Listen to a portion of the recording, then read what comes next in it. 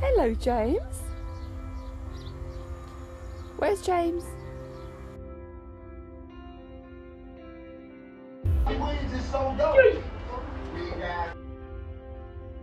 Hello.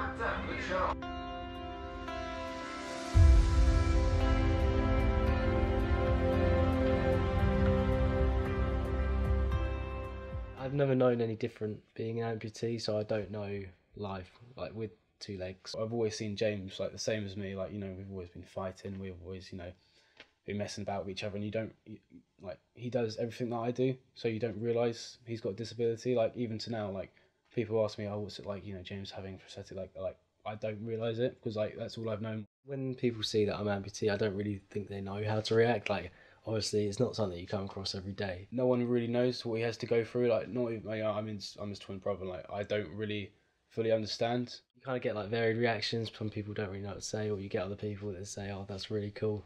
I really like it when people do like are interested in it, because it makes you feel kind of unique. So this is where I keep my legs.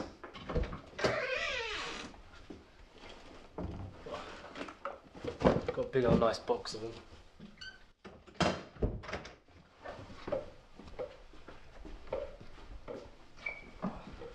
So these are just kind of legs that I've had when I've been growing up. A lot of them are more different than the other, so obviously this is a bit worse from where this one doesn't actually have a foot on it, but this is when I wanted to go a bit funky, go for a bit. This I think was about 7 when I had this leg. So as you can see, like, the size is really kind of vary. So this is like a lot more recent one. So they're like, that's a lot bigger than that one. So I think it was about 15 when I had this, and this was like when I kind of decided to show the metal bit.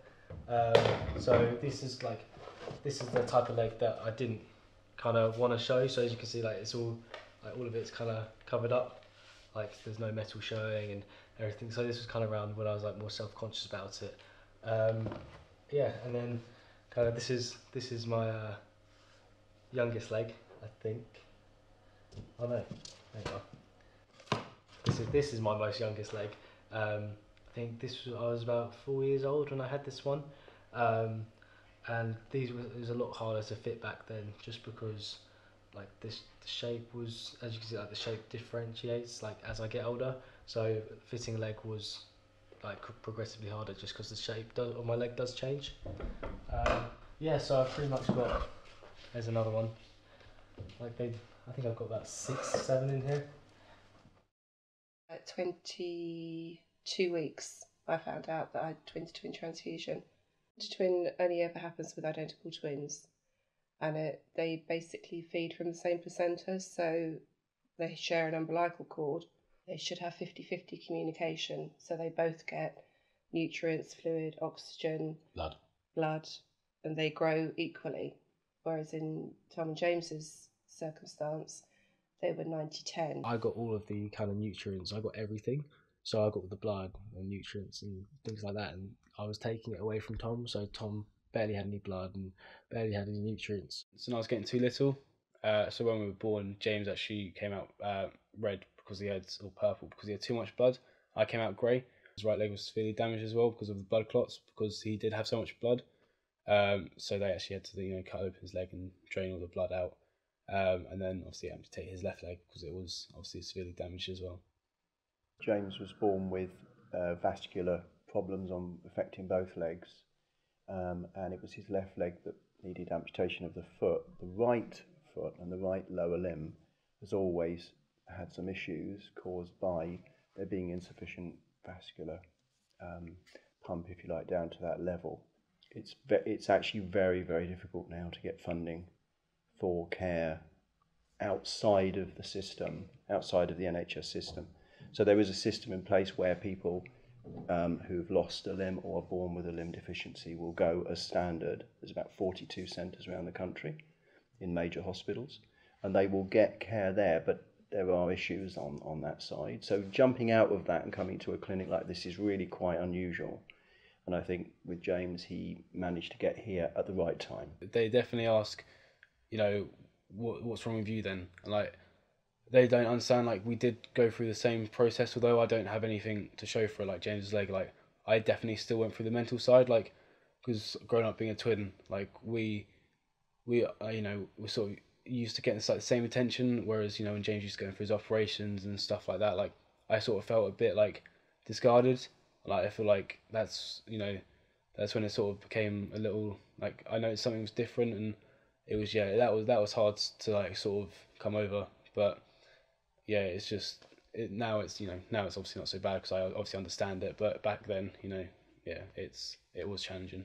We haven't really chatted before about like our situation, what we've gone through. Like it was a bit weird. Like we always just put it back of our head, and we don't really feel like we need to talk about it.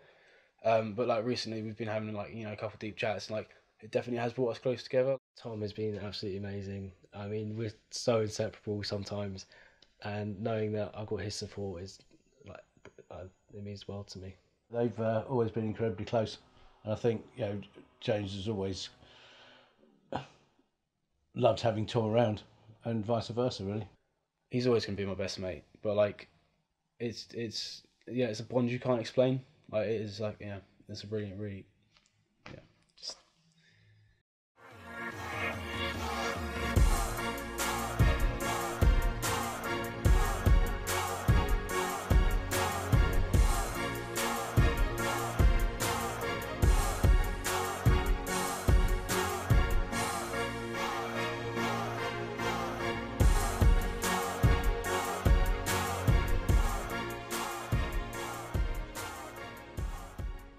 I mean, like since when we were going to the gym, Tom has always been like the bigger twin out of us both. Now it's who can lift the most. He's getting bigger than me now as well. So it's like that healthy competition, and like if I'm having like a bad day or anything, it just kind of like clears my head. Like if I'm in the gym and it comes to deadlifts, it's the balance that I can't do because of my right leg, just because I only use about, I'd say, 40% of my foot, random figure, but I can't get the balance right, and it is very painful when I try and do it. So there are things that do stop me, but I always just try and find that way around it. I mean, I do have my leg how it is now. Like it's not that functional, but it is functional, and I put up with it for 19 years of my life. But now that this operation is available, I really feel like it's a no-brainer to go for. The surgery is called osseointegration. I have to go to Sydney in Australia to have it, just because there are only 3 surgeons in the world that can actually do the operation. One of them is in Germany, and the other one is in Sweden, I think it is. And then obviously one in Australia, which I'm doing. But the people in Sweden and Germany, they can only do above knee amputees, whereas I'm a below knee, and the risks are a lot more. There's a lot higher risks. So, for example, I could get bone infections, which means I can lose my leg higher up. And the recovery time is 18 months there compared to 3 months in Australia. The surgery involves hollowing out the bone in my leg. So they would drill all the bone marrow out and then hit a metal implant into it. And then it would go about that much into the bone and then come out about that much on my leg. And then I just screw on the prosthetic like that. So it means I won't have any sockets anymore. So it's really incredible. Put everything live on. I made my Just Giving page and put everything out on Facebook and Instagram on Easter Sunday of 2017. £90,000. Like, it doesn't put in perspective how much money that is until you do something like this.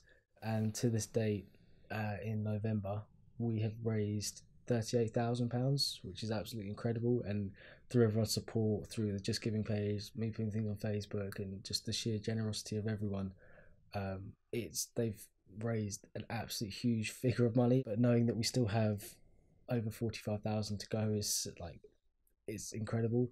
But I'm just like to think that I'm going to get there. I'm just going to keep everything with a positive attitude, and I'm just going to be determined. I'm determined in everything that I do. So hopefully this isn't going to change. Good to see you again. Tom, nice to see you. Yeah, you too. Should we go through? Yeah, perfect. Thank you. We're going to go through that. Awesome. Thanks. How are we doing with the whole osseointegration thing? Where are we at? I mean, like so far we've reached 37,500. Fantastic. So it's getting closer to like the halfway mark now. So it's like all coming real to me. Coming real. Yeah. So I just kind of wanted to ask a bit more questions, like, okay, what's it going to be like the rehab? So you're basically putting an implant directly into the bone, what we want to try and do is minimise any kind of shock or rotation, torsion forces that are going to go through. There could be a chance I can break the bone. Yeah, absolutely. And I think, Munja is quite open and honest about those sorts of things. If you overdo it, or if you don't follow the protocol and the rehab side of things, there is potential to damage or, the insert that's put in. So once they get you up, so once you come out of the hospital, they'll then get you into physio and the rehab, and they'll start loading you very, very gradually, and they will literally have you standing on a set of bathroom scales. Okay. And they'll start you as low as 20 kilos, and then they'll go up by 1 to 2 kilos every day. So as long as you're not experiencing pain or discomfort, when you'll go in every day, and you'll literally stand in between a set of parallel bars and put most of your weight through your left side, and then start gradually putting more and more weight through the osteo side on the right hand side. Having a disability doesn't stop you, and hopefully inspire other people to realise that they can do the same. Since I've opened up the Instagram account, I've got so many messages from people who are amputees or do have a disability, and asking me for advice or saying how inspirational they think I am. So it's such a lovely feeling. It's lovely to hear, like, knowing that James can turn his leg into such a positive thing, and then help others with it. And it's obviously, it's obviously helping other people, because you're getting so many people message you, saying how inspirational you are and asking you for advice, because you're obviously dealing with it so well. There was a quote, and it's like, don't inspire people with your perfections, inspire them with your imperfections. I think that captures it so well. Definitely. I really want to get across the fact that having a positive attitude is the most important thing, because if my attitude was negative throughout my entire life, I would not be where I am today. Someone with one leg can, do what, bodybuilders on Instagram do as well. So, With each donation that comes in, it is exciting knowing that I am getting closer to my goal, but it also realises me how close I am. I'm getting closer to the operation, which is quite scary, because obviously no one wants to lose their body part, and that it is that kind of, there's such a good side to it, and there's also that hard side to it. I do find that really challenging, but like I said, I just got to keep a positive head and just keep going forward.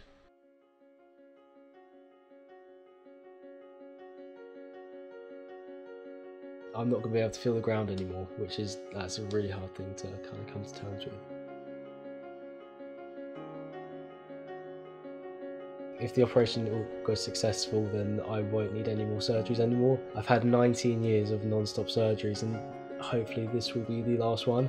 And I cannot tell you how excited I am for it. It's fantastic.